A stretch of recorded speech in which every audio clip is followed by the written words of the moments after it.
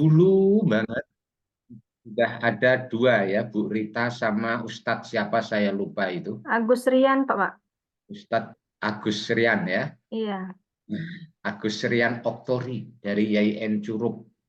Nah, iya. hari ini siapa yang akan sharing terkait dengan itu Bapak Ibu, terkait dengan isu kontemporer yang akan diteliti? Ya, ini ada Mas Sofi, Pak, tapi masih saya hubungi lagi. Beliau Hmm, agak ada kesulitan memang sama perangkatnya ya kan, Pak. Dari kemarin nggak muncul, jadi mungkin masih ini lah, Pak, lagi menghubungkan ke perangkat. oke. Heeh. Ada yang mau ditanyakan Bapak Ibu? Silakan jika ada.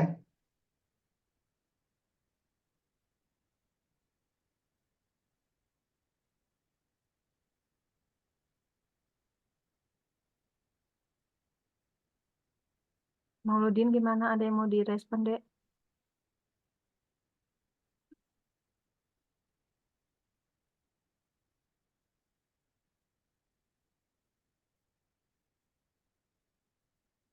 Bentar ya, Pak, saya hubungi kembali. Oke, yang sudah standby di sini, ada yang mau menyampaikan nggak? Apa gitu? Nah, ini Mas Saya Sofi. boleh deh, Pak Oh Dr. ya, Karwati. Boleh lah, siapapun boleh. Iya. Enggak, apa namanya? Bismillahirrahmanirrahim. Assalamualaikum warahmatullahi wabarakatuh. Waalaikumsalam warahmatullahi wabarakatuh. Sebelumnya saya mohon maaf lahir batin kepada jenengan Prof. Karwati. Mudah-mudahan jenengan selalu diberi kesehatan oleh Allah Subhanahu wa taala dan kawan. Amin ya Allah Ustadz, syukron, kasir. Sebenarnya belum ada persiapan gitu loh. Apa Oke. namanya? Saya posisi sekarang lagi di Salatiga. Sebentar lagi apa namanya mau berangkat ke Salatiga, sekarang posisi di Semarang. Eh Gini kebetulan jenengan kan kopromotor kula nggih. Eh? Oh Jenengan iya, yang itu ya, ya, ya. Mm-mm. nggih. Apa namanya? Ada beberapa hal yang ingin saya sampaikan gambaran saja nih rencana saya terkait tentang isu-isu kontemporer yang kaitannya dengan disertasi saya itu terkait moderasi beragama. Tapi dalam hal ini mod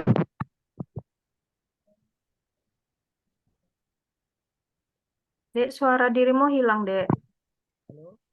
Ya, lanjut. Itu ngomong jangan ditutup mic-nya. ya, ya. Suara saya terdengar, Bro? Wah, sekarang sudah terdengar dengan sangat jelas. Kalau tadi memang Iya. macet. Ngapunten, ngapunten.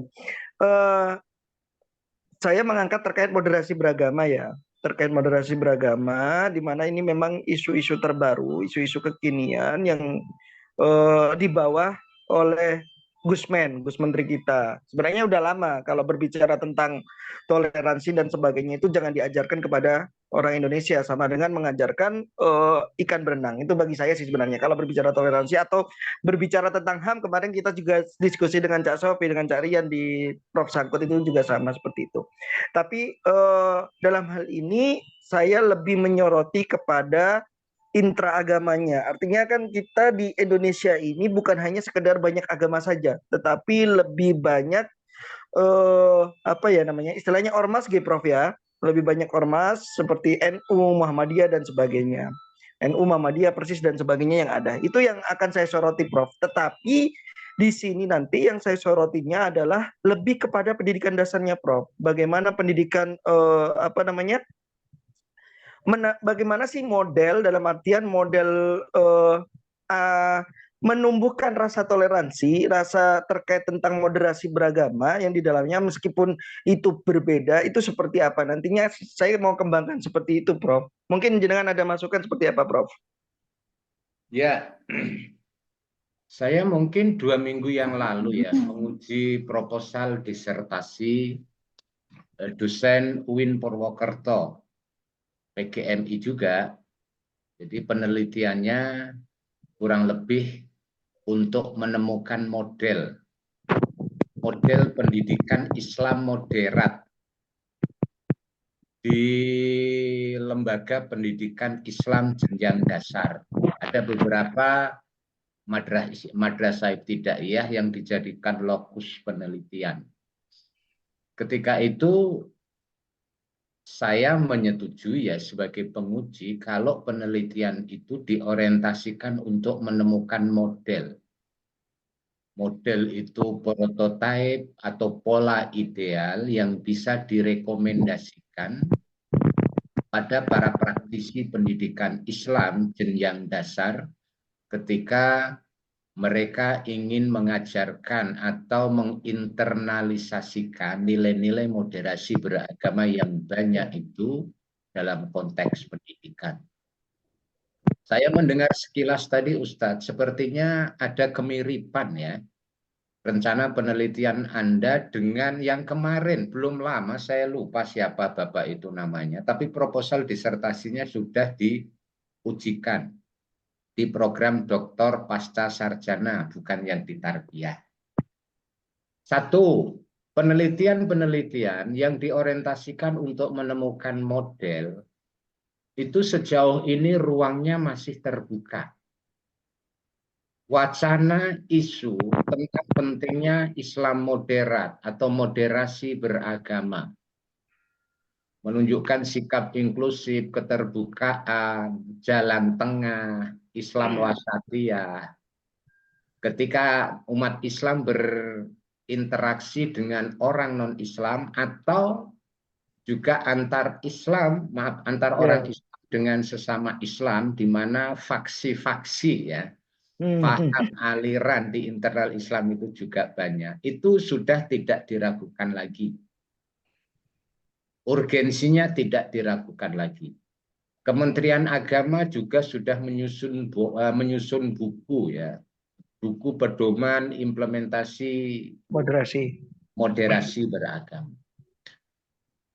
Yang barangkali masih ditunggu oleh pemerhati, praktisi, dan para pemikir pendidikan Islam jenjang dasar adalah model. Maka penelitian yang menemukan model, contoh ideal, prototipe yang bisa dikembangkan di tempat lain itu masih memiliki ruang. Masih memiliki ruang. Hanya saja proposal yang kemarin itu tidak dibatasi moderasi beragama antar umat seagama ya di kalangan internal. Saya tidak tahu apakah ini nanti benar-benar distinktif ya, berbeda dengan rencana penelitian atau penelitian lain yang sudah ada, atau seperti apa. Tapi kalau satu yang bisa saya sampaikan, Ustadz, penelitian untuk menemukan model. Jadi ketika ditanya contribution to knowledge-nya apa, kontribusi keilmuannya apa, ya model itu yang ditawarkan. Itu benar-benar distinktif dengan yang sudah ada atau yang akan dilaksanakan, kita masih belum tahu. Kemudian yang kedua, memang kalau kita hanya mengatakan moderasi beragama, nilai-nilai, karakter, sifat yang mencerminkan dan menjadi indikator sikap moderat dalam beragama Islam itu kan banyak. Bisa juga sudah benar peneliti kalau kemudian membatasi nilai-nilai moderasi beragama apa yang menjadi fokus. Inklusivisme, pluralisme, mungkin toleransi dan lain-lain itu kan bagian-bagian tidak terpisah. Cuman nanti begini, Tat. Pertanggungjawabannya adalah mengapa lalu peneliti hanya fokus kepada nilai-nilai tertentu. Ya, itu perlu argumentasi yang benar-benar mendalam. Baik argumentasi teoritis maupun argumentasi empiris. Penelitian yang diorientasikan untuk menemukan model itu diharapkan lebih banyak berbasis pada problem empiris. Meskipun tentu bertolak dari problem teoritis. Tapi problem empiris itulah yang dijawab dengan model. Model yang ditawarkan. Kalau secara teoritis sudah sangat banyak ya. Bagaimana seharusnya guru mengembangkan moderasi beragama melalui proses pendidikan. Tapi bagaimana langkah-langkah teoritis itu dijadikan lebih praktis dan itu menjadi model, saya kira itu penting. Yang berikutnya, saya ingin katakan kepada kita semua, Bapak Ibu ini dirancang, didesain menjadi ahli, menjadi spesialis. Penelitian untuk spesialisasi bidang keilmuan tertentu itu memang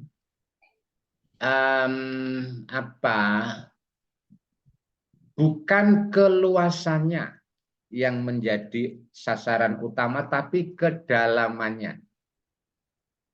Maka membatasi fokus penelitian itu menjadi penting. Karena dengan pembatasan fokus, secara teoritis lebih memungkinkan peneliti bisa menjangkau kedalaman. Idealnya tentu keluasan dan kedalaman itu bisa dijangkau. Jadi kira-kira Anda ini ahli pendidikan dasar. Ya. Kalau sebelumnya kan Anda ahli pendidikan. Tapi ketika sudah S3 ini Anda seperti dokter spesialis pendidikan dasar. Maka pembatasan itu konteksnya dalam rangka menjangkau kedalaman. Jadi kalau sumur itu seperti sumur bor itu, Bapak Ibu ya. Kecil memang, luasnya lubangnya itu ya sebesar paralon itu, tapi bisa sangat dalam. Bisa sangat dalam. Jadi kita belum bisa mendiskusikan lebih detail, Ustadz. Tapi kalau Anda berorientasi menemukan model, atau mungkin menemukan produk pengembangan sebagai hasil dari research and development, sejauh ini kita masih memberikan ruang yang luas untuk itu. Silahkan. Yang kedua yang ingin saya katakan, saya belum lama, sekitar 2 minggu yang lalu sebelum Lebaran, itu menguji proposal itu. Model pendidikan Islam modern di jenjang pendidikan dasar Islam. Meneliti di beberapa madrasah ibtidaiyah di Purwokerto. Jadi saya minta yang bersangkutan itu menemukan madrasah-madrasah ibtidaiyah yang merepresentasikan kriteria tertentu. Apakah dari sisi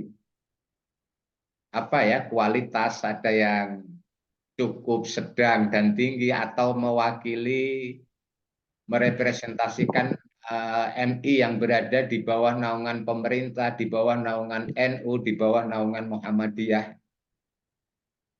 sesuai dengan kriteria yang dipilih. Begitu, Mas, yang bisa saya sampaikan. Jadi saya boleh lanjutkan nih, Prof, untuk memfollow up kembali. Izin, boleh, Prof? Iya, silakan. Nanti kita akan diskusikan ya, karena saya punya informasi terkait dengan penelitian terkait itu. Nanti kita lihat distingsinya di mana, gitu ya. Iya. Jadi positioning penelitian Anda itu ada di mana. Iya. Nanti kita Kalau bisa diskusi lanjut ya, Prof. Berarti ya. Harus ketemu atau pripun, Prof? Nggak harus ketemu. Kalau ketemu kan mestinya sekarang jenengan sekalian membawa kue Lebaran. Kalau nanti kan sudah habis itu. Nastarnya masih ada, Prof. Nastarnya masih ada dia. Bisa pakai paket sekarang, Prof. Ya, jadi begini, Ustadz. Jenengan buatlah dulu tema, kemudian mengapa tema itu menarik bagi Anda. Coba kemukakan problem teoritis maupun problem empiris yang menjadi titik tolak ketertarikan Anda. Nanti di situ tergambar ya, oh berarti penelitian ini nanti diarahkan ke sana dan hasil penelitiannya kira-kira nanti akan seperti ini. Contribution to knowledge-nya itu masih cukup relevan. Nanti akan terbaca. Nah, dari situ nanti kalau misalnya kita perlu membelokkan dalam tanda petik ya, mengarahkan arah penelitian ke aspek yang lain, konteksnya kan yang penting tetap di pendidikan dasar. Gitu, silakan. Tapi kalau mau ke Jogja, teman-teman, Bapak Ibu, saya juga sangat senang. Saya itu mengajar S3 PAI di Unwahas Semarang ya. Dalam satu semester itu pasti ada satu perkuliahan yang saya laksanakan di rumah Jogja. Begitu. Ini besok hari Sabtu masih online. Ya karena kuliah itu bagi orang dewasa itu kan santai ya, karena ketergantungan orang dewasa dalam hal pemerolehan ilmu kepada pihak lain itu cuma 20-25%. Jadi Pak Bu, kalau saya kuliah dengan Bapak Ibu kok bisa memberikan 20%, itu secara konstitusional sudah bisa diterima oleh MK. Memenuhi syarat konstitusi. Jadi jangan banyak-banyak tuntutannya kepada saya. Gitu ya. Oke. Ada yang distinction opinion, Prof, di MK. Ada dissenting, ada disetting ya. Dissenting yang disetting. Oke, silakan. Dissenting yang disetting. Silakan. Ada yang lain. Move on kayaknya, Prof. Ya. Kalau gitu saya nanti ngobrol dengan jenengan pribadi mawon, Prof. Boleh, boleh. Di dekat rumah saya itu banyak kafe, Ustaz. Yang itu buka 24 jam. Sampai sama waktu. Aman kali, aman. Oke, silakan yang lain. Silakan nih Mas Anggit sama Mas Sopi nih. Mas Iya, Sopi, silakan. mungkin saya, Prof. Udah saya nyampaikan ya. Coba saya share screen.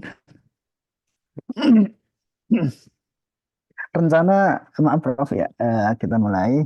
Rencana saya pribadi itu mungkin agak sedikit berbeda pada teman-teman mungkin ya. Mungkin saya fokusnya ke yang lain, mungkin arahnya ke pengembangan yang positif-positif begitu. Saya fokusnya bagaimana, walaupun ini mungkin kecil begitu, di dinamikanya kecil, tapi bagi saya kok besar gitu. Jadi saya fokusnya bagaimana memperbaiki atau mengungkap fakta-fakta yang negatif yang sehingga bisa disolusikan, kira-kira begitu. Oke. Saya fokus anak, media, dan konflik dalam pendidikan. 3 ini besar ini, garis besarnya seperti ini. Saya fokusnya membongkar agresivitas siswa sekolah dasar di Jogja melalui jejaring media sosial. Kenapa saya pakai ini? Karena memang di latar belakang, di latar belakang atau mungkin, iya. Dalam kurun waktu 8 tahun terakhir ini, saya melihat kenakalan anak menjadi fenomena yang sangat memprihatinkan. Gitu. KPAI dalam rilisnya menyebutkan selama periode tahun 2016 sampai 2020 saja, setidaknya ada 655 anak yang harus berhubungan dengan hukum karena menjadi pelaku kekerasan. Adapun rinciannya 506 dan 149. Tetapi pasca pandemi saat ini, data yang lebih mencengangkan adalah yang dirilis oleh KPAI tahun 2022. Ya, ini ada 4.000, jadi 600 jadi 4.124 kasus sejak periode Januari sampai November 2022. Ini data-data mungkin data 2 tahun terakhir, kita pasti akan mengupdate lagi. Data yang terbaru yang dirilis oleh Kementerian Pendidikan Perempuan dan Perlindungan Anak Kemen PPA, P3A sebanyak 478 anak menjadi korban kekerasan. Dari latar belakang ini juga di Jogja sendiri, itu fokus ke nasional, di Jogja sendiri berbagai berita menyebutkan bahwa kenakalan anak usia sekolah dasar juga memprihatinkan. Di tahun 2018-19, anak SD banyak melakukan tawuran dan aksi kelitih di jalanan. Di tahun 2020-2021, kasus bullying anak di wilayah Jogja menjadi sorotan tajam oleh berbagai pihak.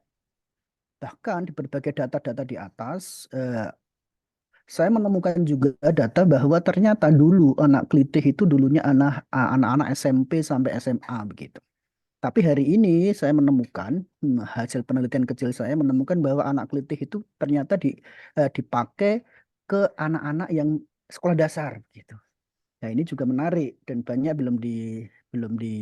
kayaknya belum diteliti sejauh mana anak-anak SD ini menggunakan geng-geng kelitih itu untuk kepentingan eksistensinya begitu. Berbagai data di atas, kasus kenakalan anak usia dini dapat memberikan dampak besar. Bahkan pemerintah psikolog begitu di beberapa ada istilahnya ada judul yang mungkin ada pelatihan atau ada istilahnya sosialisasi dari para psikolog di media begitu bahwa darurat kenakalan anak psikolog akhirnya turun tangan.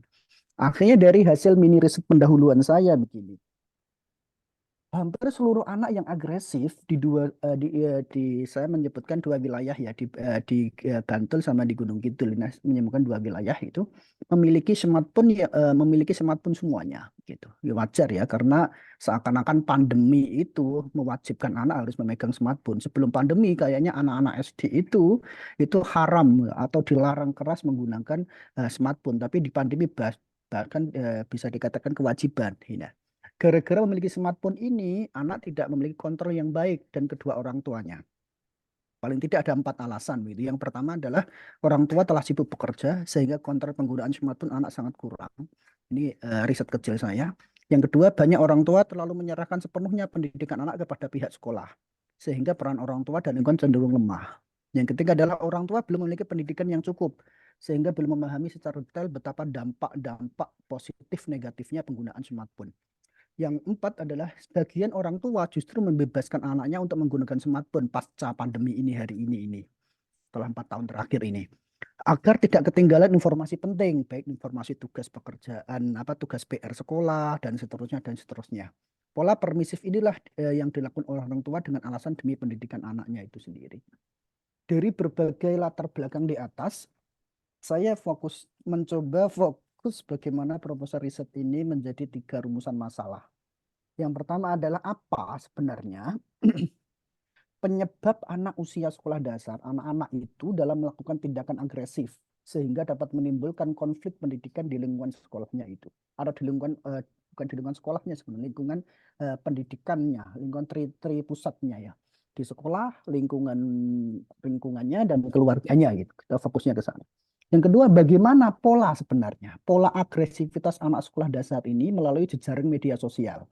Nah, karena hari ini itu media sosial menjadi kehidupan mereka, saya fokusnya bagaimana ini media ini ternyata ada menggunakan jejaring media. Yang ketiga adalah sejauh mana sebenarnya ini solusi menurutnya.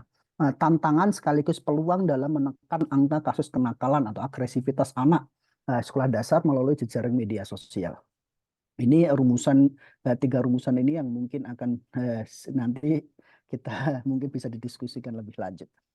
Telaah pustaka tentu ini saya kira tidak perlu ya, karena ternyata telaah pustaka juga banyak. Ada Strategy of Aggressivity Handling and Early Childhood of Berkah Ceria Pekanbaru, ada Relationship Between Children. Ini ada kayaknya tidak perlu dijelaskan terlalu detail begitu. Langsung kira-kira teori apa yang akan saya pakai begitu. Paling tidak ada 3 teori yang tiga teori ya dari 2 pendekatan. Pertama adalah teori masyarakat jaringan dari Manuel Castells. Ini pendekatan dari sosiologi. Berhubung saya suka dunia sosiologi sedikit banyak, saya suka penelitian-penelitian yang mungkin sensitif begitu. Beberapa tahun yang terakhir ini saya suka penelitian-penelitian yang mungkin sensitif, baik penelitian madhab, bagaimana agama tertentu, mungkin seks dan agama dan macam-macam, saya suka penelitian itu. Maka saya suka ini saya fokusnya ke bagaimana teori jaring media. Dalam teori masyarakat jaringan itu setidaknya mungkin ada 5 gitu ya. Jaringan institusi, konsekuensi budaya, ruang arus, memusnahkan waktu, kekuatan identitas, dan ada era-era perubahan atau epochal change gitu. Ini teori besarnya di sini saya cek begitu. Teori besarnya dari mengungkap fakta bahwa ini loh ternyata anak dan media sosial ini pengaruh sekali dalam dunia pendidikan, bahkan menjadi masalah besar mungkin hari ini gitu. Yang untuk menekan teori yang rumusan masalah yang ketiga tentang tantangan solusi yang ditawarkan bagaimana, saya mencoba fokus ke teori intensi dari Eckhart Azian dan teori psikoedukasi dari Lucan McFarlane tentang pendekatan psikologi gitu. Nah, ini saya kira ini untuk metode penelitian saya mencoba menggunakan mix nih, karena kayaknya penting mix method. Berhubung saya orang suka penelitian tentang kualitatif, mungkin kualitatif yang akan lebih banyak. Makanya kita pakai mix method sequential exploratory gitu. Fokusnya ke kualitatif yang banyak, nanti sedikit dibantu dengan kuantitatif, kira-kira begitu.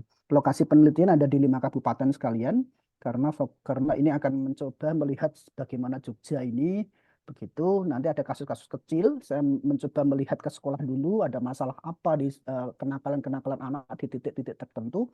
Habis itu baru kita ke masyarakat dan langsung terjun bagaimana memahami anak-anak itu melalui dan fokusnya ke bagaimana gerakan media mereka begitu. Oke, saya kira itu, Prof. Ngapunten, itu sekilas saja.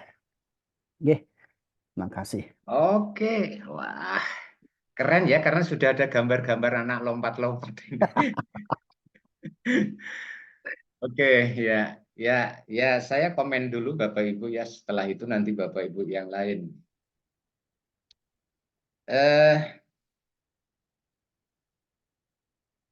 Penelitian tidak boleh bertolak dari asumsi ya. Asumsi, apalagi opini. Penelitian itu harus berbasis data konkret yang representatif dan valid.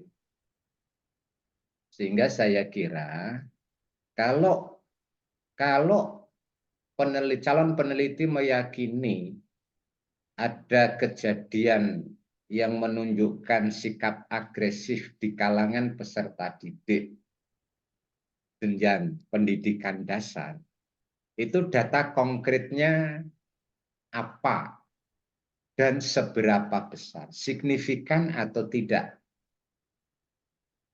jumlah anak yang menunjukkan sikap agresif karena pemanfaatan media sosial. Ada fenomena kelitih,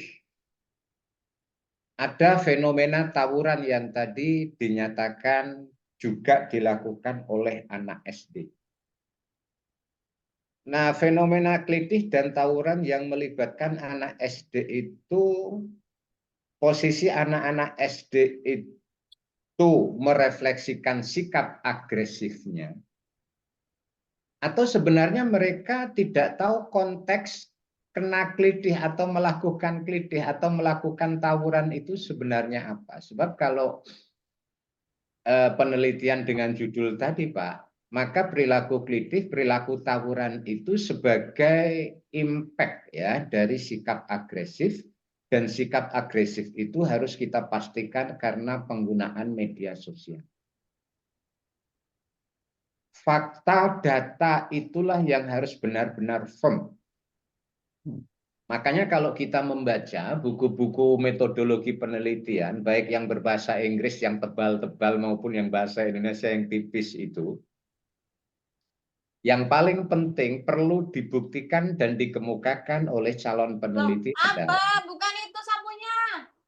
Temukan dan kemukakan fakta disertai data yang valid dan relevan yang menunjukkan adanya masalah yang layak teliti. Ada memang anak-anak SD yang agresif itu ada, tapi seberapa besar sih? Signifikan atau tidak? Makanya kalau saya tadi ya mencoba menulis kira-kira penelitiannya ini ternyata sudah dituliskan di rumusan masalah ya, mengidentifikasi sebab, modus, gitu ya, pola, kemudian model penanganan. Makanya harus berbasis data konkret. Sebab, modus, pola, dampak, dan model penanganannya. Nah, untuk mengetahui dampak ini kita harus punya data konkret, Pak. Ada memang ada anak-anak SD yang agresif itu ada, tapi itu berdampak secara signifikan atau tidak? Apa itu karena pengaruh media sosial atau tidak? Apa buktinya bahwa sikap agresif mereka itu benar-benar dipengaruhi oleh pemanfaatan media sosial? Seberapa lama sih mereka menggunakan media sosial? Ketika mereka menggunakan media sosial, seberapa persen media sosial itu digunakan dengan mengakses hal-hal yang itu secara langsung terkait dengan agresivitas. Jadi itu harus konkret, Pak. Itu harus konkret. Itu tantangannya di situ. Tantangan paling rumitnya di situ. Yang kedua,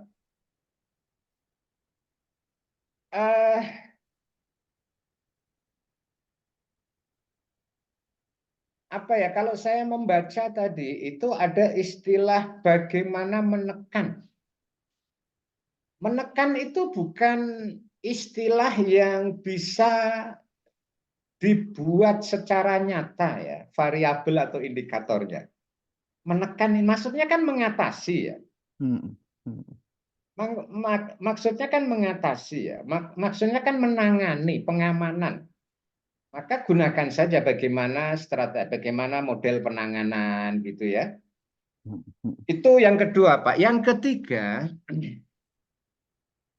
ini kan mix method ya.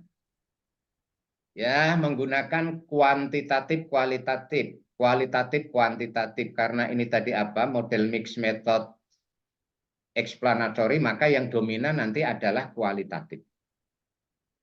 Kalau jenengan mix method, Pak, jenengan harus benar-benar menemukan sekolah-sekolah dasar yang siswanya menggambarkan sikap agresif dengan indikator-indikator, mereka sudah merasakan dampaknya, di sekolah-sekolah itu sudah bisa dipetakan bentuk agresivitasnya, kemudian di sekolah-sekolah itu sudah melakukan penanganan.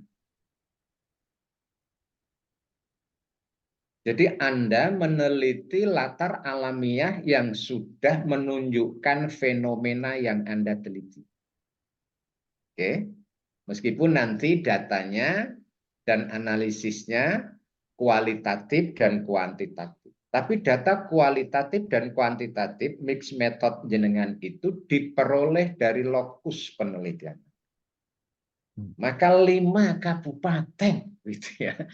Jenengan melakukan observasi mana sekolah-sekolah dasar di 5 kabupaten yang menunjukkan siswanya agresif dan agresivitasnya itu karena pengaruh medsos, berdampak secara signifikan terhadap perilaku, pergaulan, dan lain-lain, itu juga tantangan.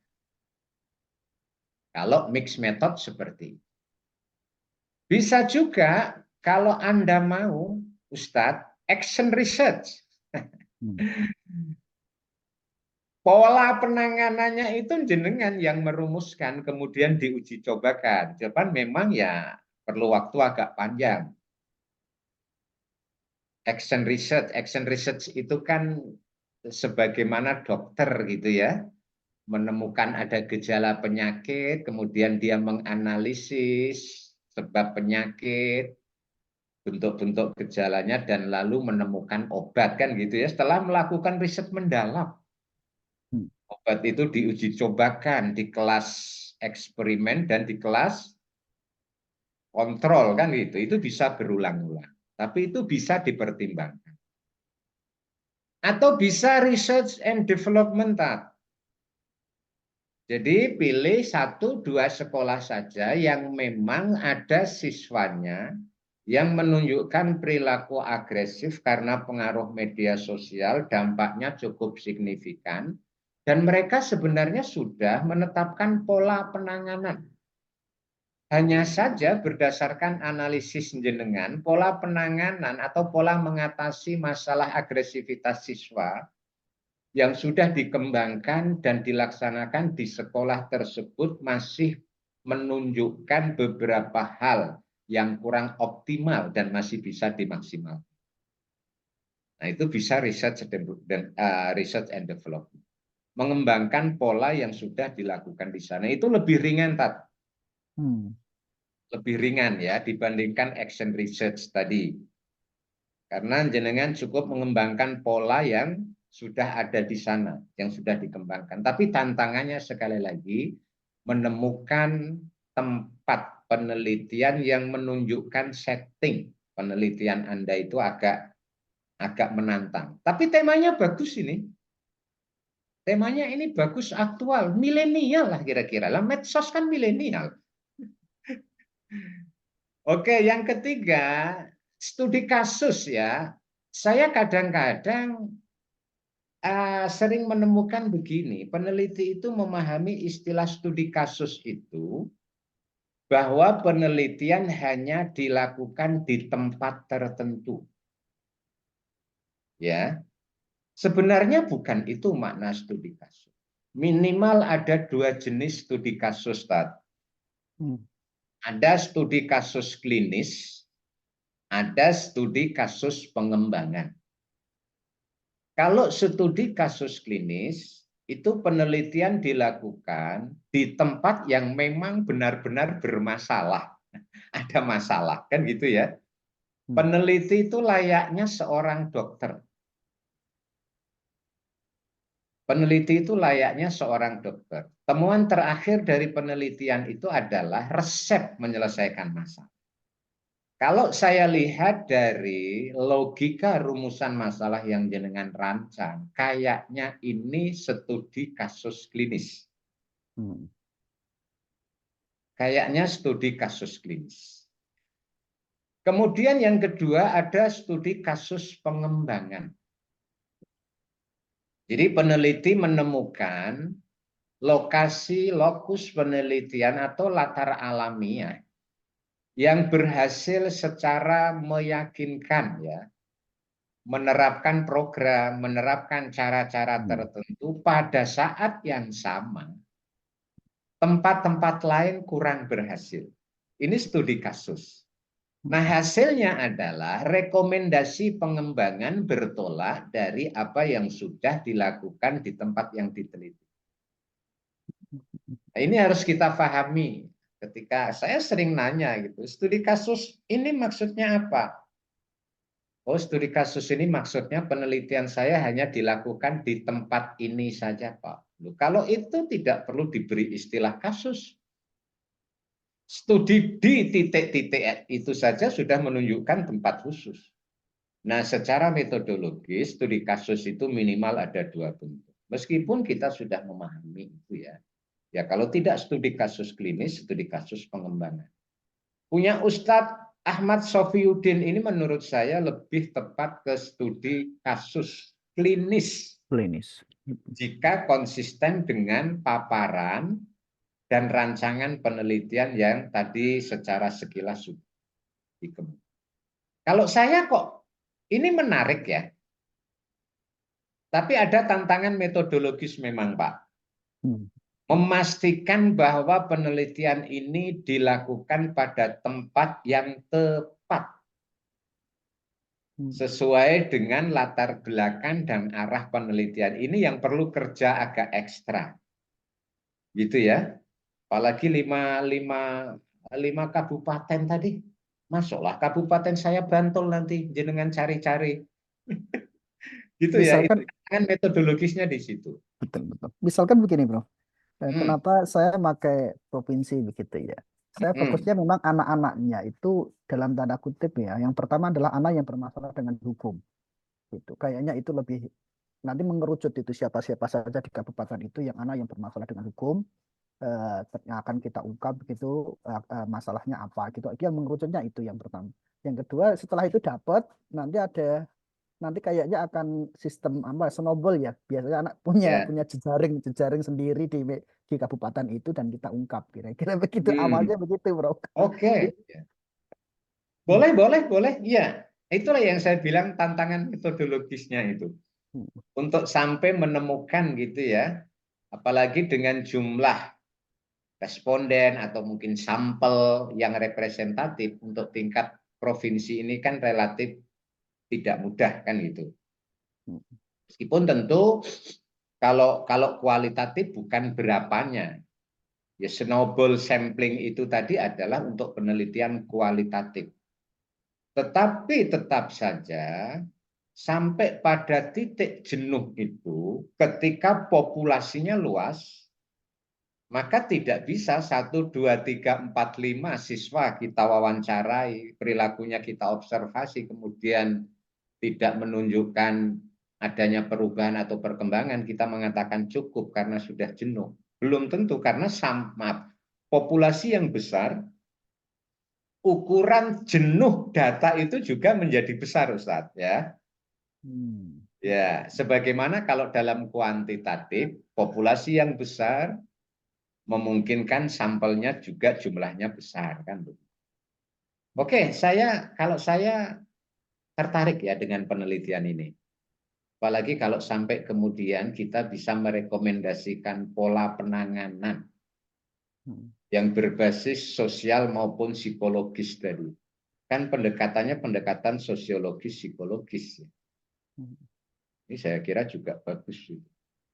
Memahami gejala agresivitas dalam konteks psikologi anak, psikologi perkembangan peserta didik.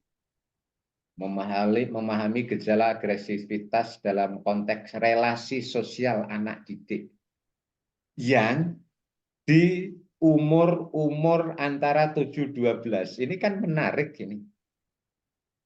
Menarik. Anak-anak seumur itu kok sudah agresif ya.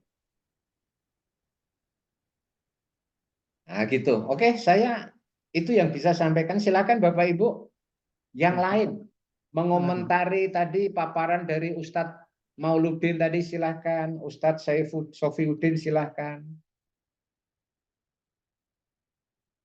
Atau mau mengomentari miliknya sendiri juga silakan.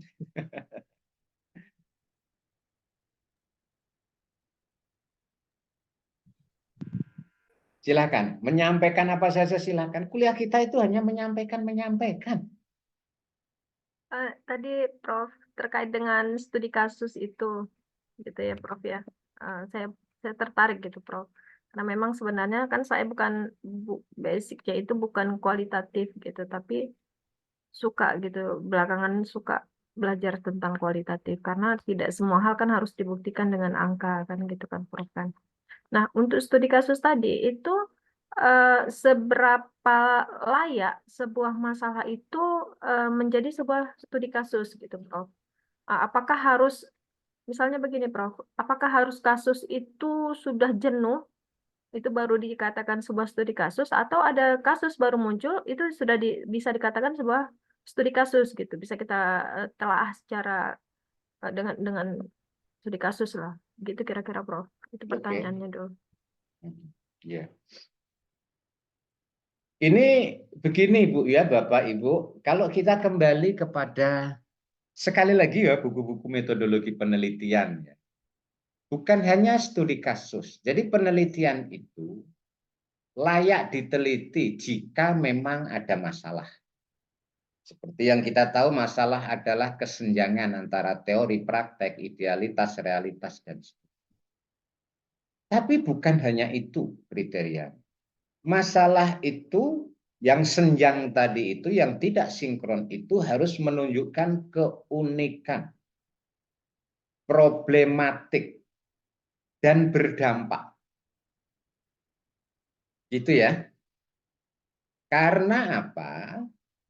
Karena tujuan pokok masalah penelitian adalah mengatasi masalah. Tujuan pokok dari kegiatan penelitian adalah menjawab atau mengatasi masalah yang unik, menarik, problematik, dan berdampak. Nah, barangkali kalau unik, menarik, problematik iyalah. Unik, anak, media, dan perilaku agresif ini kan menarik nih. Cuman ketika kita melakukan penelitian terkait dengan itu, berdampak atau tidak? Maka pertanyaan pokok pada saat ujian disertasi itu biasanya, Pak, apa contribution to knowledge? Ini artinya kita sedang ditanya apa dampaknya. Saya mengalami masalah, Bu. Saya itu makan banyak tapi nggak kenyang-kenyang. Ini kan tidak sinkron nih. Secara teoritis kalau saya makan banyak itu kenyang. Tapi ketika jenengan repot-repot melakukan penelitian tentang mengapa saya makan banyak, kok nggak kenyang-kenyang, itu berdampak nggak? Nah, kalau nggak berdampak jangan diteliti. Nah, terus apa untungnya, apa urgensinya? Jadi berdampak ini, Bu. Maka bukan berapa kasusnya, berapa luas wilayahnya, baru atau tidak baru, itu bukan kriteria utama.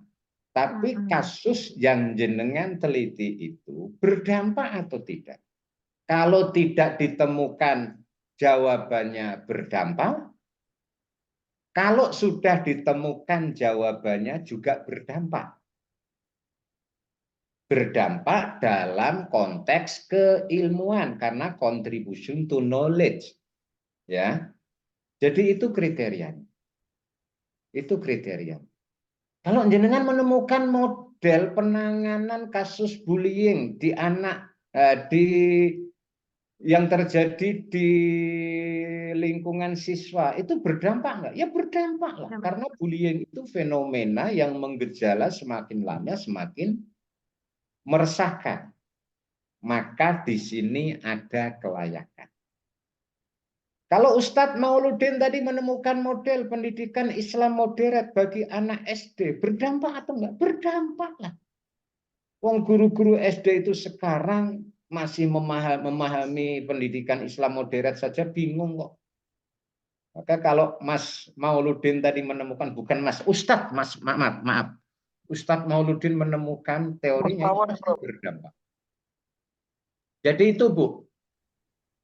Yang kedua, saya ingin mengatakan bahwa kalau selama ini untuk mengukur efektivitas, untuk mengukur berhasil atau tidak berhasil, sebuah penelitian itu selalu diidentikan dengan kuantitatif. Kuantitatif ya. Saya setuju. Tapi sekarang penelitian kualitatif juga bisa, Bu Rita. Dengan pendekatan penelitian kualitatif kita bisa menarik kesimpulan. Efektif atau tidak efektif, berhasil atau tidak berhasil, dengan melihat apa yang disebut dengan most significant change. Adanya perubahan yang sangat signifikan. Peneliti cukup mengetahui kondisi atau data sebelum dan sesudah. Gitu ya. Penanganan bullying itu berhasil atau tidak? Kalau kuantitatif kan kita menggunakan ukuran kuantitatif, datanya bersifat numerik. Tapi kalau kualitatif, Bapak Ibu bisa melihat fenomena bullying sebelum ditangani dan setelah ditangani. Sebelum ada penanganan fenomena bullying, perilaku agresif, 50% anak menunjukkan indikator berperilaku agresif. Tapi setelah ditangani, persentasenya menurun menjadi tinggal 10%. Nah, ini ada significant change, ada most significant change. Makanya Bapak Ibu sekalipun kualitatif bisa juga mengukur keberhasilan. Efektivitas program, hasil, dan lain-lain. Dengan most significant change. Siapa tahu ada Bapak Ibu yang kualitatif tapi bertanya tentang efektivitas. Efektivitas identik dengan kuantitatif. Itu yang lebih diterima. Apalagi kita yang berparadigma, bukan kita, lo kali kita. Ya. Bapak Ibu yang berparadigma kuantitatif sering mengatakan gimana mengukur efektivitas tidak kuantitatif. Bisa most significant. Jadi Bu Rita, bukan berapa kasusnya, bukan berapa lama kasus itu ada, bukan terjadi di mana saja gitu ya. Tapi yang penting unik, problematik, menarik, dan berimpact. Berimpact secara luas ya. Gitu. Kalau impactnya tidak luas ya nggak usah gitu. Nggak berdampak, nggak signifikan itu. Jadi ada anak yang ngantuk di kelas itu, ada anak yang ngantuk. Guru-guru mau PTK mengatasi anak yang ngantuk. Saya tanya, anak yang ngantuk itu mempengaruhi proses dan hasil belajar atau tidak? Enggak, Pak. Wong kalau dia ngantuk, saya suruh dia cuci muka beres, ya jangan diteliti lah. Wong tidak mempengaruhi apa-apa, ada anak ngantuk, suruh dia nguap saja sudah selesai, kan gitu ya. Jadi ada kasus, kalau tak berdampak, tidak perlu diteliti. Gitu, Bu. Ya, terima kasih, Silakan Bapak Ibu. Prof.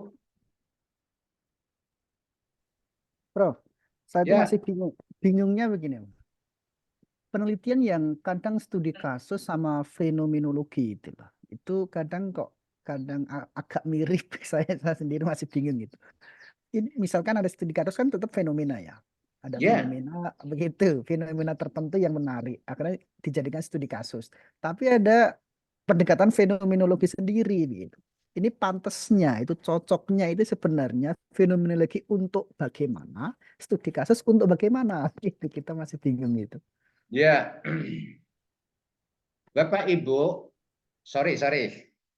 Kalau kita menyebut pendekatan, oke, pendekatan itu rujukannya bidang ilmu. Oke, bidang ilmu. Maka ada pendekatan sosiologi. Rujukannya ilmu sosial, kan gitu ya. Pendekatan psikologi. Rujukannya ilmu psikologi. Antropologi, historis, dan lain-lain. Jadi kalau yang disebut pendekatan itu merujuk ke bidang ilmu. Kalau Bapak Ibu menyebut kuantitatif kualitatif, itu sebenarnya adalah jenis penelitian dilihat dari sisi analisisnya. Oke, jenis penelitian dilihat dari sisi analisisnya. Jadi mixed method, kuantitatif, kualitatif. Itu jenis penelitian. Tapi jenis penelitian dilihat dari sisi analisisnya. Kalau ada deskriptif analitis, nah gitu ya. Itu jenis penelitian dilihat dari sisi level analisis. Nah gitu. Kalau Bapak Ibu menyebut ini penelitian eksploratif, ini penelitian verifikatif, ini penelitian pengembangan. Itu jenis penelitian. Jenis penelitian dilihat dari sisi tujuannya. Jadi R&D itu bukan pendekatan, Pak. Tapi jenis penelitian dilihat dari sisi tujuannya. Oke. Nah, kalau Bapak Ibu menyebut ini penelitian murni, pure research, ini applied research, itu juga jenis penelitian. Jenis penelitian dilihat dari sisi kegunaannya. Nah, pertanyaannya studi kasus. Studi kasus itu tinggal nanti Bapak Ibu mau klinis atau pengembangan. Kalau studi kasusnya pengembangan, itu sebenarnya masuk dalam rumpun jenis penelitian pengembangan. Oke.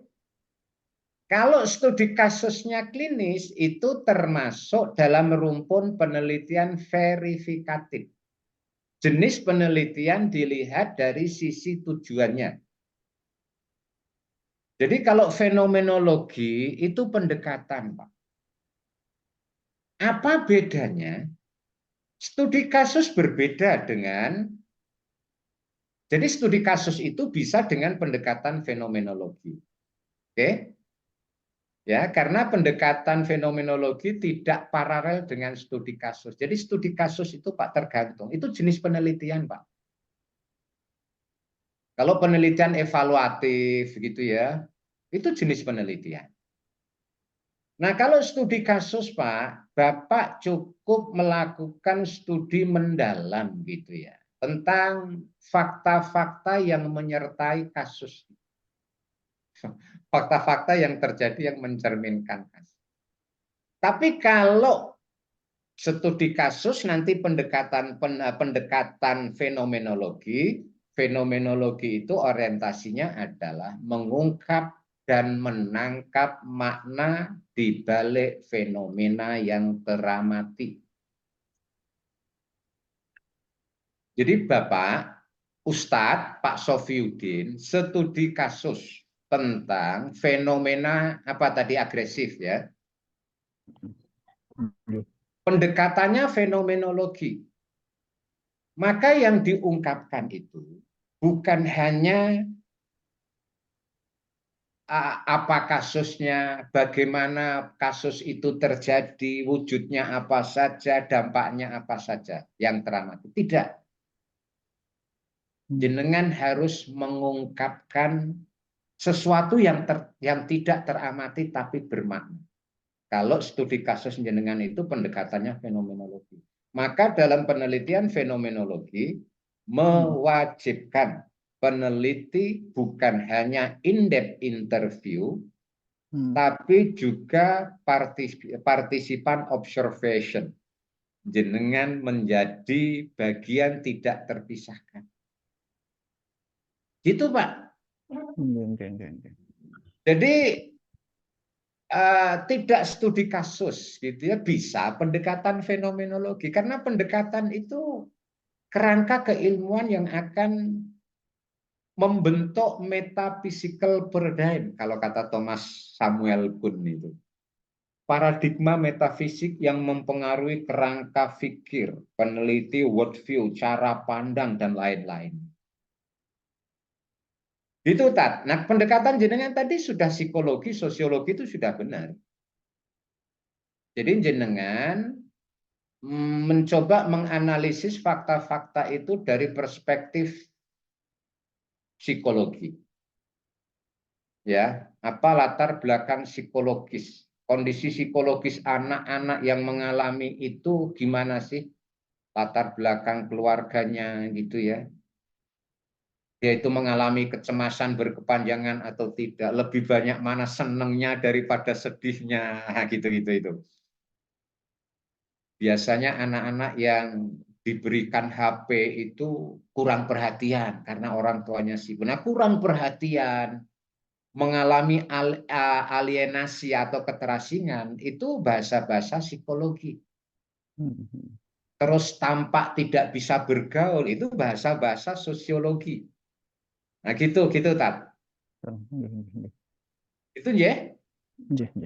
Sorry, saya kok jadi agak banyak ngomong ya pagi ini. Mungkin karena setelah hari raya ini jangan-jangan.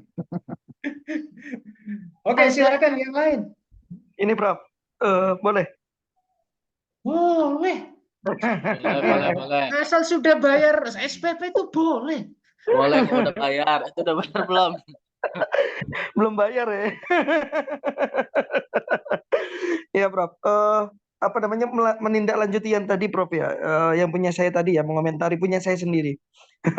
Jadi gini Prof, sebenarnya kalau apple to apple dengan yang di Purwokerto itu Prof, saya lebih gini Prof, saya lebih melihat dari sisi komparatif Prof, nanti menemukan sebuah model yang baru karena yang saya lihat antara satu antar agama ya Prof, sorry intra agama, satunya Persis, satunya Muhammadiyah Prof. Nah, dari kedua itu nanti apa namanya dicari modelnya, ini penggunaan modelnya seperti apa, kemudian kita tarik titik tengahnya di mana nantinya seperti itu Prof. Sedangkan kedua apa namanya kedua saya katakan ormas ya Prof ya, kedua ormas tersebut memiliki sisi hal yang berbeda, ada satu sisi hal yang berbeda, nanti kita bisa tarik benang merahnya seperti itu kalau punya saya rencananya seperti itu Prof. Ya, oke. Ya silakan saja. Yang komparatif study itu kemarin juga ada ya, tapi lembaga pendidikan Islam dan Kristen dalam ya mengembangkan sikap moderasi beragama melalui lembaga pendidikan komparatif study. Pendidikan Islam diwakili oleh, saya lupa itu, tapi yang jelas yang Kristen itu yang Bob Cree itu. Oke, silakanlah nanti kita lihat ya, komparatif study itu fokusnya menunjukkan persamaan dan perbedaan, kelebihan dan kekurangan dari objek yang dikomparasikan. Makanya tadi jenengan menyebut merek laptop Apple tadi itu ya. Iya, Apple to mau Apple. ngomong. Ya. Karena kalau tidak Apple to Apple tidak comparable. Betul. Tapi level komparatif study yang menunjukkan persamaan, perbedaan, kelebihan, kekurangan itu level komparatif study yang standar saja, Pak. Itu sudah cukup, tapi belum memberikan kontribusi keilmuan yang konkret. Maka komparatif study sekarang ini dianjurkan untuk dinaikkan levelnya satu tingkat. Meramu mendialogkan perbedaan persamaan, kelebihan, kekurangan objek yang dikomparasikan untuk kemudian dibuat semacam tipologi baru. Itulah yang disebut dengan model-model tadi. Boleh enggak apa-apa? Menemukan Kita antara lihat keduanya. faktanya nanti. Ya, faktanya. Jangan-jangan lembaga pendidikan di bawah organisasi sosial yang jenengan mau bandingkan itu tadi tidak apple to apple. Gitu ya. Yang satu durian dibandingkan dengan timun ya remuk lah. Oke, ya. Iya, Bro. Kalau durian ya minimal dengan nangka karena sama-sama ada bijinya, sama-sama ada dagingnya, sama-sama ada durinya di luar itu. Dengan cempedak, Bro. Sama rasanya, Bro. Cempedak berbuah nangka. Wanginya doang kalau cempedak sama daging. Oke, silakan Bapak Ibu. Ini kuliahnya kok jadi nggak serius sih kita ini, tapi seriusnya saya itu ya seperti ini Bapak Ibu. Jangan juga saya dipaksa untuk serius-serius. Asik, Prof. Kalau Asik. kayak gini jadi cepat masuk Prof ilmunya. Kalau Iya. serius Prof. Ya seperti ini, seriusnya saya itu ya seperti ini. Oke, silakan Bapak Ibu. Mas Anggi, Mas Anggi. Oh ini masih kajian apa nih? Sophie sama Mas Alif tuh. Maulidin. Saya itu terus terang saja agak penasaran Pak Anggi ini mau bicara apa gitu ya. Kayaknya dari tadi akan menyampaikan fatwa gitu. Kita tunggu-tunggu kok nggak segera. Monggo Pak Anggi. Baik, Betul, Prof. Saya izin menampilkan screen ya, Sob. Oke, berarti sudah siap memang, sudah izin share screen Terlihat Kak Prof? Belum, Sedang menunggu, terlihat. Ya. Teman-teman mohon izin sekali lagi, saya ingin menampilkan coba proposal disertasi yang mana memang judulnya terkait komunikasi pembelajaran PKN, pendidikan kewarganegaraan berbasis keadaban untuk menumbuhkan karakter kecintaan tanah air di siswa di Madrasah Ibtidaiyah Tangerang. Ya, kebetulan memang saya tinggal di Tangerang, Prof. Jadi saya coba mengambil penelitiannya di sini gitu ya. Nah, ini jadi saya ulang sekali lagi, coba komunikasi pembelajaran PKN pendidikan warganegara berbasis keadaban untuk menumbuhkan karakter kecintaan tanah air siswa di Madrasah Ibtidaiyah Tangerang. Ada beberapa latar belakang yang menjadi penelitian ini, yaitu salah satunya adalah beberapa informasi, berita, bahkan tidak dari sedikit di Tangerang tuh banyak kejadian gitu ya. Yang pertama adalah kurang etika dan adab ketika terjadi komunikasi antara siswa dengan guru. Jadi komunikasi antara siswa dan guru sehingga adabnya, kemudian sopan santunnya terhadap guru ya, sehingga menjadikan pertikaian, bahkan tidak luput dari guru atau siswa memukul guru, dari komunikasi, kemudian terjadinya cekcok gitu ya, kemudian dari komunikasi. Kemudian informasi berita seorang guru juga. Ini juga komunikasi guru. Tadi siswa kepada guru, sekarang guru, komunikasi guru kepada siswa.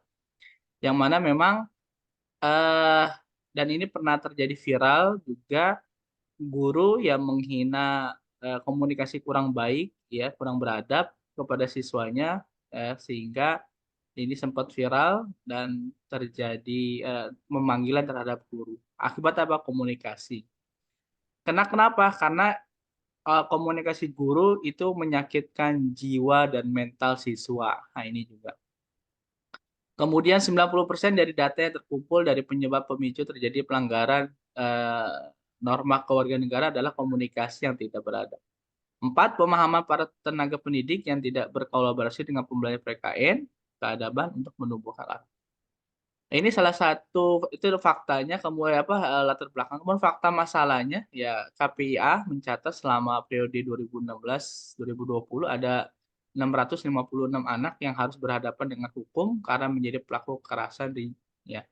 Kemudian ini juga secara grafik ya fenomena kekerasan sangat represif masuk ke kehidupan anak dari berbagai media. Tentu fenomena zaman ini ada kebutuhan sekolah untuk merekonstruksi kembali komunikasi pembelajaran yang coba berbasis keadaban yang dapat menumbuhkan karakter kecintaan kepada tanah air.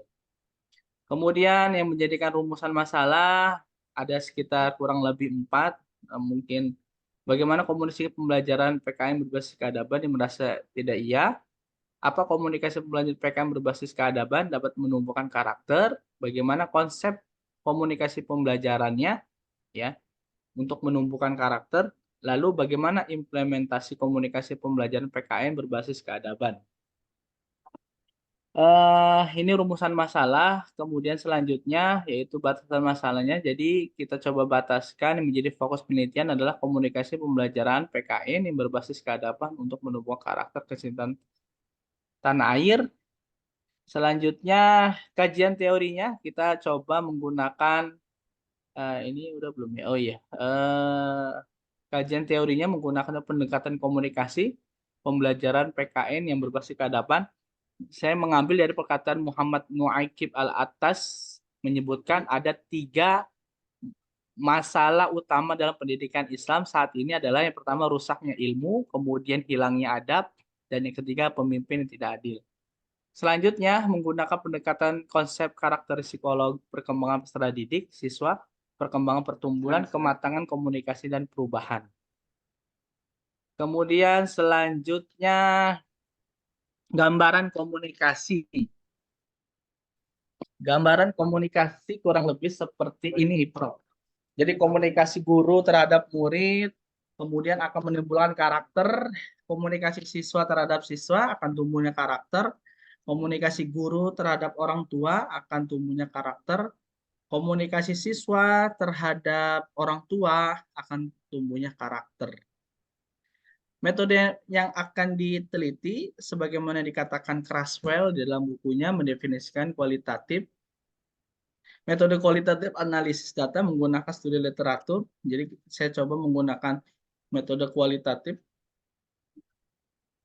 dikaitkan dengan teori pandangan para ahli berdasarkan sumber buku, jurnal, selanjutnya juga analisis sounding case study. Kemudian ini dia lokasi penelitiannya di Kota Tangerang, di Tangerang ya. Kemudian terima kasih, syukron kasiron Prof. Ya, oke ya. Ya. Saya coba Google Map yang lokasi tadi kok jauh sekali ya. Jangan Prof berhari-hari nanti. Oke ya. Terima kasih Pak Anggi ya. 10 jam, Bro. Gimana? 10 jam itu berarti 10 jam, Bro, perjalanan. istirahat di rest area itu berapa kali ya? Kalau Saya sekali tiap istirahat pekan, tinggal mengalihkan. Saya tiap pekan. Oke. Bagus lah ya. Ini Pak Anggi ini kenapa memilih mapel PKN? Mapel di sekolah madrasah itu kan banyak sekali ya. Iya, betul. Karena kemarin pas semester 2 ya, karena prodi PGAMI kebetulan mengambil penjurusan ya. Jadi ada yang ke IPA, ada yang ke matematika, ada yang ke IPS. Oh, iya. Saya mengambil ke PK ini, Prof. Oh, iya. Biar Ya, bisa nggak banding ke apa-apa. MK, Prof. Iya. Biar bisa Supaya banding ke MK. Ya, oke. Siap. Nah, itu alasan teknis ya. Nah, alasan akademiknya harus dikemukakan mengapa, lalu pilihannya adalah mapel PKN. Jadi mapel PKN dihubungkan dengan karakter cinta tanah air. Itu harus dikemukakan titik temunya di mana. Itu pokok itu penting. Soalnya kalau cinta tanah air, mapel ilmu pengetahuan sosial juga, mapel sejarah juga bisa kan gitu ya untuk karakter cinta tanah air. Saya kira kalau sekarang ini kan ada P5 ya, Proyek Penguatan Profil Pelajar Pancasila. Ada PPRA, Profil Pelajar Rohmatal lil Alamin. Ya, cinta tanah air itu bagian dari P5. Komunikasi berkeadaban itu bagian dari P5 dan PPRA. Maka perlu diberikan alasan betul, Pak. Mengapa PKN, mengapa komunikasi berkeadaban? Karena kalau Nakib Al-Atas dengan apa tadi berkeadaban pemimpin itu konteksnya ketika itu beliau mengkritisi laju pendidikan Islam yang kehilangan arah dan tertatih-tatih. Nah, kira-kira kan gitu ya.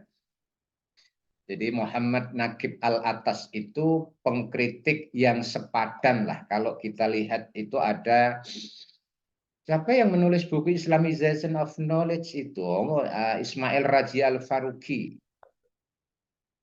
Itu konteksnya adalah mengkritik laju pendidikan Islam yang lamban, tertatih-tatih, menghadapi banyak milais, dia sebutnya begitu ya.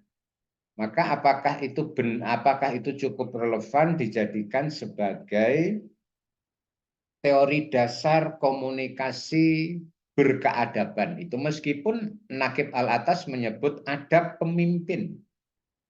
Ini harus benar-benar match teorinya. Jadi konteks teori itu seperti apa? Apakah konteksnya itu dalam komunikasi pembelajaran atau komunikasi pendidikan atau konteks yang lain? Yang saya tahu, Nakib Al-Atas mengemukakan pikiran terkait dengan itu saat mengkritik sekitar tahun 70-an berapa itu. Ada konvensi pendidikan Islam. Itu yang pertama, Pak. Yang kedua, rumusan masalah jenengan yang kedua itu tidak perlu. Karena penelitian jenengan itu bertolak dari fakta itu. Apakah, apa tadi, komunikasi berkeadaban dalam mapel Pancasila, PKN dapat. Ya kalau itu masih ditanyakan, maka jenengan mestinya penelitiannya bukan penelitian apa, tetapi bukan penelitian kualitatif. Jenengan ini kan bertolak bahwa komunikasi pendidikan mapel PKN berbasis keadaban itu kan sesuatu yang penting, sesuatu yang diyakini oleh peneliti itu akan memberikan solusi dan kontribusi untuk pengembangan karakter cinta tanah. Maka kalau saran saya rumusan masalah yang kedua itu dibuang saja. Kemudian saya mencatat ini, tapi kok catatan saya nggak bisa saya baca ya, karena saking cepatnya saya menulis itu. Boleh dibantu, Prof? Saya bacakan. Yang berikutnya, kalau saya melihat panah-panah tadi itu loh, komunikasi guru dengan siswa tumbuh karakter, itu kan menunjukkan komunikasi yang searah ya. Padahal dalam konteks komunikasi keadaban itu bukan komunikasi searah begitu. Jadi gambarnya itu panahnya ada yang melingkar, ada yang bolak-balik, Tat. Nah ini jenengan mau kemana? Ngambil kopi pokok jalan-jalan ini. Ya enggak usah repot-repot sudah. Nah pola komunikasi yang jenengan gambarkan dalam bentuk gambar yang ada panah-panah besar tadi itu sepertinya belum menggambarkan pola komunikasi berbasis keadaban. Wong keadaban itu salah satu cirinya, indikatornya adalah memposisikan para pihak itu dalam posisi yang setara, berimbang. Ada proses take and give dalam kehidupan. Saling menghargai, saling menghormati. Jadi ada kesalingan. Ada interkoneksi, interdependensi. Kalau mau pakai UIN ya integrasi interkoneksi. Ya. Ada internya itu, Tat. Saya mohon maaf masih belum menangkap ya spirit keadabannya dalam apa tadi gambar yang jenengan tampilkan tadi itu. Iya. Yang panahnya besar-besar itu, panahnya saja medeni besar banget. Jadi Tapi itu searah ya. Dari guru ke siswa tumbuh karakter, siswa ke siswa tumbuh karakter. Padahal kan mestinya bersikap sirkular gitu ya. iya betul. Ada ya proses take and give-nya itu. Itu yang saya kira jenengan perlu pertimbangkan nanti. Karena kalau saya melihat proposal jenengan, Tat, saya balik-balik terus. Ketika ketemu gambar di gambar itulah saya berhenti. Hmm. Maka ketika gambarnya Panahnya membingungkan gitu, ini susah ini gambarnya ini. panah terlalu besar, Prof ya. Ah, Mestinya tumpul itu, Prof. Panahnya itu. tidak, atau belum menggambarkan komunikasi yang berkeadaban. Padahal tulisan jenengan yang pakai kutipan, ada tulisan Arab itu tak lewati. Tapi ketika ketemu gambar, saya berhenti ini. Wah, ini gambar apa? Maka Saya nggak kuat harus tahan. harus benar-benar dikonstruk secara ilmiah dan bertanggung jawab. Jangan menimbulkan bid'ah intelektual nanti Pak Anggi. Mengagetkan, Prof itu. Oke, begitu ya. Itu Siap, catatan siap, saya. Prof. Silakan Bapak Ibu yang lain. Atur nuhun, Prof. Ye. Saya itu seneng banget dipanggil Prof.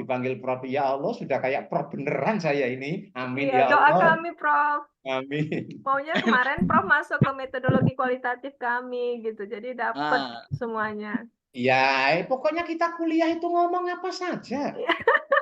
Ngomong harga beras oke, ngomong putusan MK oke, sekali ngomong tema oke, ngomong metode oke. Santai saja mainnya kita, saatnya kita main santai. Kan Mas Eko sampai ngintip itu, Prof. Ada Yusuf. Mas Eko itu Prof kalau kuliah sendirian, jadi dia agak-agak terkesima kalau di kelas kita. Ngintip lagi. Kenapa kita manggil Prof? Karena menurut kita itu Prof itu ada dua. Nih Pak Nika. Prof yang secara formalitas yang berdasarkan SK itu yang Prof benar-benar kualitas begitu. Iya. Jadi Amin, makanya amin ya Allah. Pokoknya Pak Dewi ki ndonga Alhamdulillah. dinongo, Pak Bu, doa. Amin, G. Amin. Doa biduain. Amin, G. Oke, ada lagi? Amin, Prof. doa makbul. Amin. Insya Allah, Makbul. tabarakallah. Bukan amin, makbul. Amin udah bubar ya. Amin udah buat. Oke, silakan ada lagi Bapak Ibu. Mas Eko mau presentasi juga, Mas? Enggak Bu, saya cuma mau mengingatkan untuk terus bersyukur kepada Allah Subhanahu wa taala. Ini Ustadz ini Prof. Inilah kerennya kelas ini ya. Ada Herwati. ustadz gitu ya. Ada akademisi, ada pengusaha itu. Nah, itu mobilnya di backgroundnya Pak Eko. Berusaha terus. Oke, silakan Bapak Ibu kalau masih ada. Ada lagi. Ibu Rita, Bapak Agus Rian Oktori, nggak ada ya? Ada ya? Ada. Ada ya? Ada, Prof. Prof, kita hadir semua, Prof. Ahmad Sofi Hadir, Rob. Hadir. Anis Fuadah. Wow, keren banget baju Pak Rian ini ya. Karena apa? Kemarin penelitiannya tentang kesadaran bencana itu ya. Apa namanya? Pengurangan resiko bencana, Iya, Bro. makanya mengurangi resiko bencana itu pakai. Iya, nek ngurangi resiko bencana ki gawe jaket gitu, Bro. Anis Fuadah, yang mana ini Bu Anis Fuadah? Yang dari Riyadh, Prof. Saya, Prof. Mohon maaf Masya lahir Allah. batin, Prof. Terima kasih Bu. Ya. Izin, Prof. Saya ini masih mendengarkan dulu karena sedang turun rasa percaya diri untuk presentasi, Prof. Oh, Masya Allah. Lu ya Mbak Ini Anis ya. bukan turun percaya diri, semakin tebal tawaduk. Insya Allah. Iya, Mas Oke. Alif. Sedang Ya, full. ya. Daluti Delimanugari. Ada? Ya, Prof. Ada, Prof. Ibu Daluti ya. Ye. Sehat ya. lebih meriang, Prof. Masya Allah, inilah kalau terlalu banyak ngisi pengajian syawalan ini. Itu lagi ngisi ibu guru TK itu, Prof. Sekarang tuh belakang itu. Ya, Ibu Elok Aini Sultan. Hadir, Prof. Ini Ya, sultanah kami nih, Prof. gimana? Sultanah kami nih. Masya Allah. Kalau ada proyek dan masih perlu karyawan, kita siap kok. Iya. Siap, Ibu Prof. Siap bagi-bagi. Ike Ardianti. Hadir, Prof. Ya, sehat Bu ya. Nggih, alhamdulillah. Ye. Ibu Laila. Nggih, Prof. Ye, sehat. Belum Oh, ini hadir. di UIN anu itu ya. Di Mamba Ulum, Prof. Surakarta. Bareng Pak Oh. Alfian Eko. Oh, Alfian Eko Satu itu. kantor, Ya, nggih. Betul, betul. Siap. Nggih. Muhammad Mauludin Alif Utama. Ini yang katanya kopromotornya saya itu ya. Oke, Saya Prof. mulai mengingat nama dia ini. Jenengan juga begitu, Mas. Kalau Siap, wirid Prof. didoakan. Selalu ingat, Pak. Saya doakan terus, Prof. Dalam doa saya. Naziliati, Ibu Naziliati. Masih jomblo, Prof. Ya, hadir, Prof. Ya. Sehat, Bu ya. Sehat, alhamdulillah, Prof. Oke. Ini juga. Amin. Ibu Rahmah Zakiyah. Prof. Sehat? Alhamdulillah sehat, Prof. Oh ya, yang penting sehat dulu, Bu. Ibu Selvi Aprianti. Hadir, Prof. Ngapunten mau keluar. Morning. Iya, Oke, Prof. Bapak Ibu. Upil nih yang mau keluar. Upil mau keluar. Saya belum dipanggil ya, Prof. Ada siapa? Ada lagi Bila loh. Ingin dipanggil ya. Bila Putri. Nggak tahu itu siapa, Prof. Kelas sebelah kayaknya. Bila Putri, Prof. Kok pada ini sih? Mohon Ya maaf lahir Allah. batin, Prof. Bu Wila Putri. Ya, hadir, Kita panggil Prof. Bu Wila Putri. Hadir. Ya, Mohon maaf Ya. lahir batin, Prof. ya silakan nanti minggu depan. Itu sedang camping itu, Bu ya. Healing dia, Prof. Ya, ini lagi isi kegiatan, lagi camping di Cibubur, Prof. Masya Allah. Ya oke lah Bapak Ibu. Silakan nanti kita sharing untuk pertemuan berikutnya. Tak harus benar-benar fokus pada masalah apa. Intinya kita mengembangkan wawasan terkait dengan proses studi dan penyelesaiannya. Tentu pada bagian yang mungkin itu bisa kita capai. Terima kasih sekali lagi atas perhatian dan partisipasinya. Juga kepada Ibu, Bapak yang memfasilitasi Zoom, komunikasi, dan lain-lain. Nah, minggu kemarin itu saya terlupa. Setelah subuh itu saya pergi keluar kota ya, jalan. Makanya saya tidak bisa masuk. Mohon maaf untuk semuanya. Kita tutup dengan lafadz hamdalah. Alhamdulillahirabbil alamin. Alhamdulillah. Alhamdulillahirabbil